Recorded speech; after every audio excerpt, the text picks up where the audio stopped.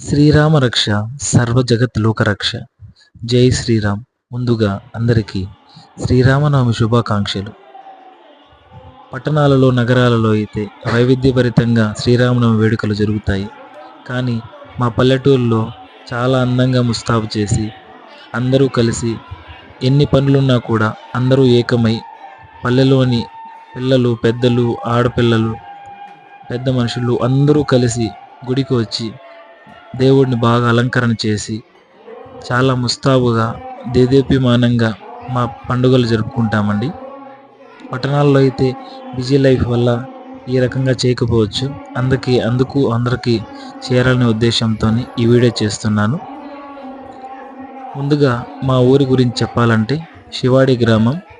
మా శివాడి గ్రామం శివుడి పేరు మీదే ఉంది. చాలా సంతోషంగా ఉంది.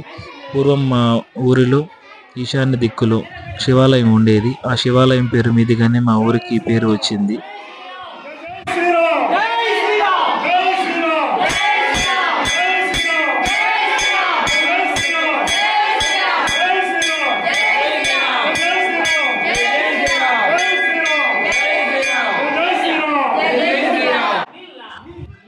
ఈ విధంగా అందరూ గోవింద నామస్మరణ చేసుకుంటూ జై శ్రీరామ్ నినాదాలతో అందరూ ఉదయాన్నే 5 గంటలకే వెళ్ళి ముందర కొబ్బరి పట్టలను తీసుకొచ్చి వాటితో అలంకరణ గుడి చుట్టూ వేసి గుడి చుట్టూ ఉన్న చెత్తనంతా శుభ్రం చేసి తర్వాత ఆలయాన్ని మొత్తం శుద్ధి చేసి రాహుకాలానికి ముందే మొత్తం రెడీ చేసి సుగంధ పుష్పభరితమైన ఈ పూలదండలను తీసుకొచ్చి నాది నీది అనకుండా డబ్బు కోసం వెనకాడకుండా ప్రతి ఒక్క భక్తుడు వారికి తోచినంత అందరూ ఐకమత్యం చేసి పువ్వులు అలంకరణ చాలా చేశామండి.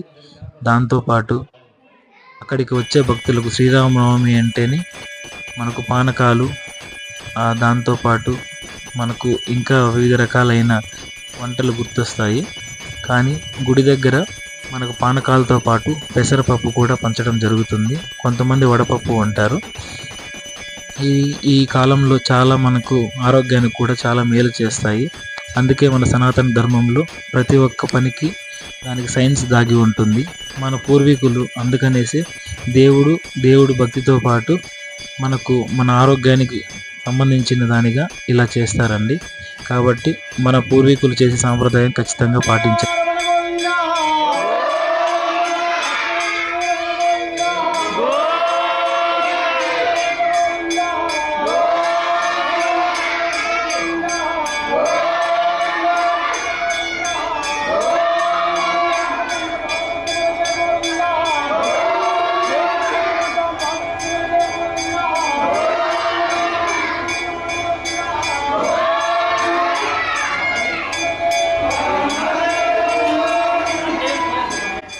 ముందుగా పూజా విధానం ఎలా చేస్తారంటే మూల విరాట్కి లోపల అలంకరించి పూజ చేసి అక్కడికి వచ్చే భక్తులందరికీ హారతులు ఇస్తారు.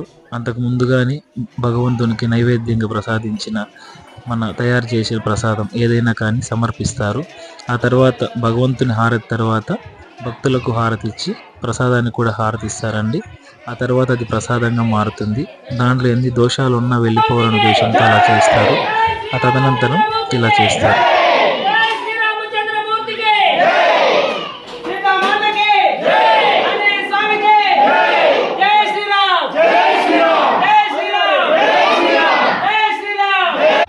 మా చిన్నతనంలో అయితే ఈ విధంగానే చాలామంది పిల్లలు మొత్తం వచ్చి తీసుకునే వాళ్ళం.